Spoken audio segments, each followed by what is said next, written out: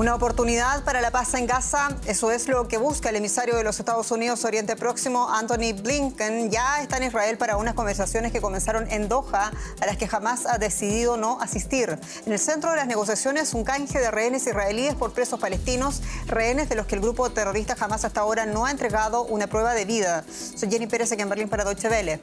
Destacamos: la guerra entre Israel y Hamás en Gaza continúa en plenas negociaciones de paz para Gaza. El secretario de Estados Unidos, Antony Blinken, comenzaba en Israel una serie de gestiones para tratar de impulsar la hoja de ruta acordada en Doha para un alto el fuego. Y Ucrania aumenta la presión sobre Vladimir Putin al atacar un nuevo puente clave en suelo ruso. Se trata del segundo objetivo de infraestructura importante que Ucrania afirma haber destruido en la región de Kursk. Se lo contamos.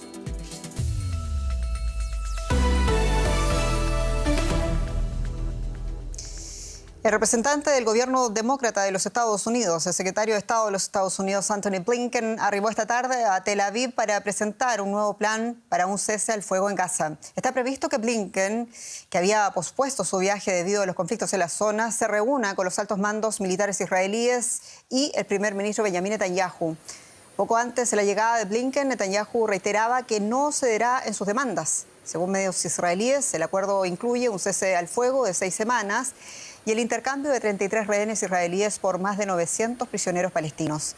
Netanyahu endureció su postura sobre el acuerdo, según dijo, basándose en información de inteligencia que sugiere que Hamás se ha debilitado.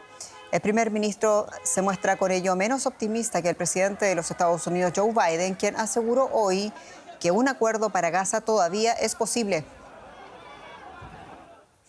Y el grupo islamista Hamás, considerado terrorista por varios países occidentales, asegura que rechazó las conversaciones porque el gobierno de Benjamin Netanyahu es el que obstruye un alto el fuego permanente en la Franja de Gaza. La cuestión rehenes y también la futura seguridad del enclave palestino son las cuestiones clave de las negociaciones actuales. Vamos a escuchar parte de las declaraciones de Netanyahu al respecto. Hamás hasta este momento se mantiene obstinado. Ni siquiera ha enviado un representante a las conversaciones de Doha. Así que la presión debería dirigirse hacia Hamás y a su líder Sinwar, no al gobierno israelí. La periodista Maya Siminovich está con nosotros en directo desde Madrid con la crónica de esta hora. Maya, en el centro de la cuestión, decíamos, está el canje de presos palestinos en cárceles israelíes por rehenes israelíes que están en la Franja de Gaza. ¿Tiene Hamás esos rehenes israelíes para intercambiar? ¿Qué se sabe sobre ellos? Jenny, lo que se sabe es la información oficial que presenta el gobierno israelí, que de los más de 250 secuestrados aquel 7 de octubre permanecen en Gaza en diferentes lugares, en casas, en túneles, unos 115 rehenes, de los cuales se cree que 60 están muertos, pero parece que hay confirmación de que 41 efectivamente han fallecido. ¿Tienen rehenes? Tienen algunos rehenes que están dando confirmación de vida. No están dando por ahora. Lo que están haciendo es, por ejemplo, emitir vídeos de rehenes muertos en no se sabe exactamente qué fechas, como parte de la guerra psicológica contra Israel. Y por otro lado, Maya, Hamás afirma que Netanyahu está obstruyendo los planes de tregua. ¿Cuáles son las condiciones de Netanyahu para retirarse de la franja en el futuro inmediato? Hablemos, por favor, de ese futuro corredor Filadelfia y de la presencia del ejército israelí en esa frontera egipcia con que Israel dice querer asegurarse que Hamás nunca más recobre sus fuerzas. Sí, este es un debate interno muy fuerte y con mucho contencioso. Netanyahu no quiere retirar a las fuerzas israelíes del corredor Filadelfia, que es el que separa Gaza de Egipto y está también en la zona de Rafah. Pero también están las tropas israelíes ocupando todo el corredor de Netzarim, que separa el norte del sur de la Franja de Gaza, porque Netanyahu también insiste, y este es un punto nuevo que agregó en las negociaciones, que no pueden pasar palestinos armados al norte de Gaza. Ahora, esto es una opinión particular de Netanyahu, que discute con su gabinete pequeño, no el grande de todos los demás ministros. Se sabe, se ha escuchado hoy en Canal 12 por fuentes anónimas relativas a los mediadores israelíes, que el debate entre Netanyahu y sus propios mediadores es que los mediadores le están diciendo, así como dijo también Ehud Barak, un ex primer ministro israelí, también ministro de Defensa, que las tropas en Filadelfia no son necesarias en este momento, tampoco en Netzarim. Están diciendo que eso es una cuestión de seguridad que se puede dilucidar después y que es seguro un saboteador del conflicto. de las negociaciones, y que si quisieran, decían los mediadores, según este medio, entrar, si el ejército israelí considerase que es absolutamente necesario estar en Filadelfia, pueden entrar en pocas horas y no tienen que permanecer ahora. Así que parece ser que este es otro punto más que demuestra inflexibilidad, en este caso de Netanyahu, así como Hamás tampoco se presentó a las negociaciones. Difícil llegar a un acuerdo en estas condiciones. Muchas gracias, Maya Siminovich. Gracias. Y en medio de esta situación, en la ciudad de Tel Aviv, en Israel, se ha producido la detonación este domingo de un coche bomba que de momento provocó solo la muerte del conductor, ello según informa la policía israelí. Hasta el momento se desconocen los motivos y la policía aseguró que no descarta ninguna hipótesis, incluyendo la de un posible atentado terrorista. Y mientras tanto, la situación sobre el terreno en Gaza sigue empeorando. El Ministerio de Salud gazatí, dirigido por Hamás, asegura que en recientes bombardeos fueron asesinadas al menos 22 personas, incluida una familia entera. El ejército de Israel rechazó en cambio las acusaciones e informa haber abatido a 2 jefes de Hamás en un bombardeo en Jenin. Una imagen que por desgracia se ha vuelto parte de la vida cotidiana en Gaza. Cadáveres transportados en bolsas mientras los familiares observan impotentes. Un ataque aéreo nocturno israelí mató a una madre, un padre y a sus 6 hijos mientras dormían. Entre lágrimas, el abuelo de los niños fallecidos intentaba dar sentido a la súbita pérdida de tantos seres queridos. Mi hija, su marido y sus 6 hijos estaban a salvo en la calle Al-Mazra, en la zona de Deir al-Balá, cuando los impactó un misil que destruyó completamente el apartamento. La madre y los 6 niños murieron. Toda la familia. ¿Qué crimen habían cometido? Tras 10 meses de devastadora guerra, Gaza se encuentra al borde del colapso. Los alimentos escasean, el sistema sanitario está desbordado y, según Naciones Unidas, 9 de cada 10 personas se han visto desplazadas. Pese a ello, la Casa Blanca mostró su optimismo ante la posibilidad de alcanzar un alto al fuego. Hamás lo califica de ilusión, pero incluso si se lograra un cese de las hostilidades, para muchos aquí en Gaza ya es demasiado tarde. Y hablamos ahora de la otra guerra. Ucrania afirmó este domingo haber destruido un segundo puente estratégico en la región occidental rusa de Kursk, donde sus tropas llevan a cabo una ofensiva de hace 12 días. Deutsche Welle no pudo confirmar en forma independiente la ubicación exacta de este ataque, pero medios rusos afirman que se trataría del puente sobre el Seim, lo que dejaría a Rusia solo un puente utilizable para desplegar fuerzas en Kursk y evacuar civiles. El objetivo de la incursión, según Kiev, es limitar la capacidad del ejército ruso de atacar suelo ucraniano. Mientras tanto, el presidente Volodymyr Zelensky pide a sus aliados autorización para utilizar armas de largo alcance que le permitirían penetrar más profundamente en territorio ruso. Vamos a escuchar las palabras del presidente de Ucrania sobre los logros conseguidos, dice, en la región rusa de Kursk. Hoy hemos logrado resultados positivos y muy necesarios en la destrucción de equipos rusos cerca de Toretsk. Para Ucrania todo esto se trata de algo más que solo defensa. Ahora nuestra principal tarea en operaciones defensivas en general es la destrucción tanto de potencial bélico ruso como la realización de la mayor cantidad de operaciones contraofensivas. Esto incluye crear una zona de amortiguación en el territorio del agresor, con nuestra operación en la región de Kursk.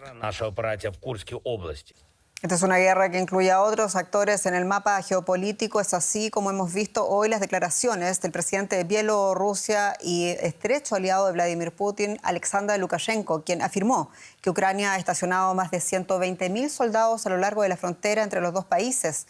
En una entrevista a la televisión pública rusa, el mandatario bielorruso declaró que había ordenado desplegar casi un tercio del ejército de su país en respuesta a los movimientos de Kiev. Lukashenko dijo además que Rusia y Bielorrusia planearon juntas sus tácticas defensivas en la frontera occidental y que podría convertirlas en ofensivas ante las amenazas procedentes de Occidente. Las tropas rusas invadieron Ucrania, recordemos, desde territorio bielorruso aquel febrero del año 2022. Estoy de acuerdo con Putin cuando dice que esta es una lucha para subir la apuesta.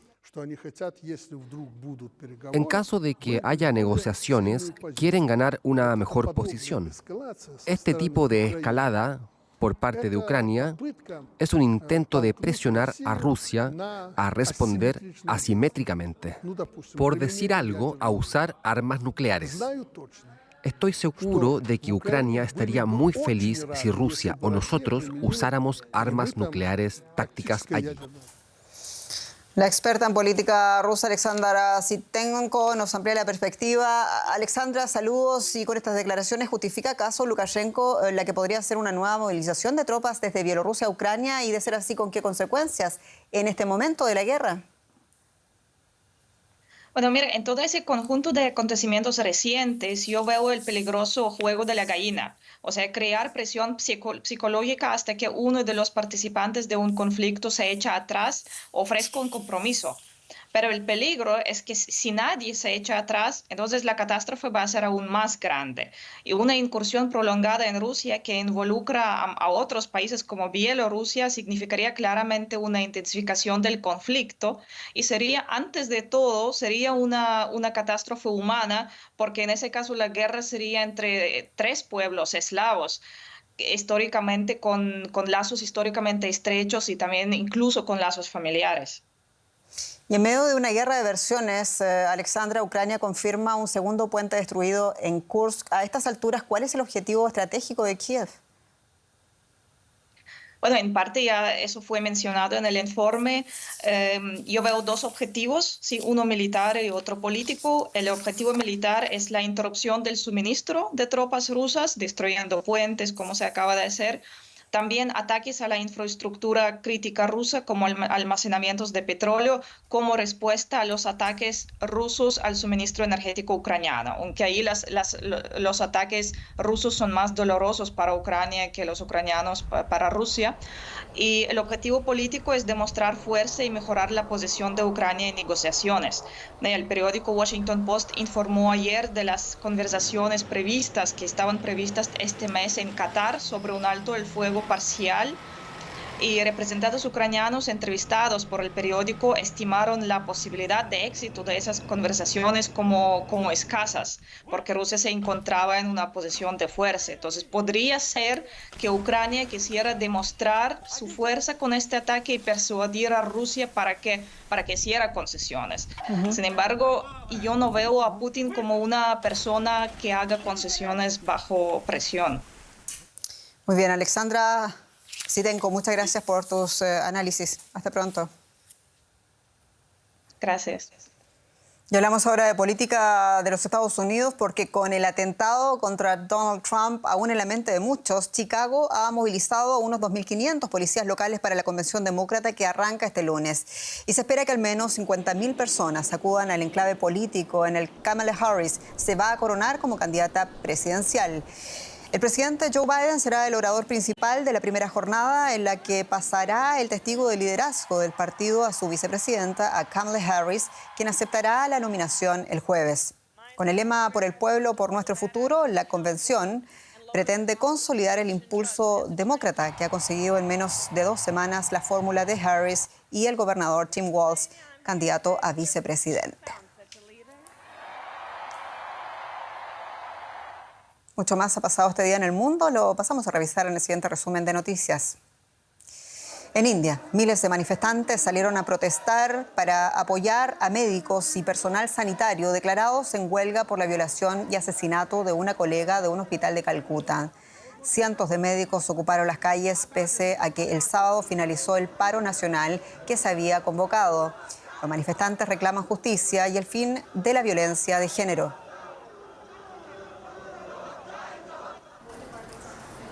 En Bangladesh, la mayoría de las universidades y otros centros educativos reabrieron por primera vez en un mes, después de que el gobierno decretase su cierre en plena ola de violencia durante las protestas estudiantiles que acabaron con la huida del país de la ex primera ministra Sheikh Hasina. Más de 400 personas habrían muerto a causa de la fuerte represión en las marchas. Y aquí concluimos este breve recorrido por las noticias del mundo. Soy Jenny Pérez. Ha sido un gusto acompañarlos desde Berlín.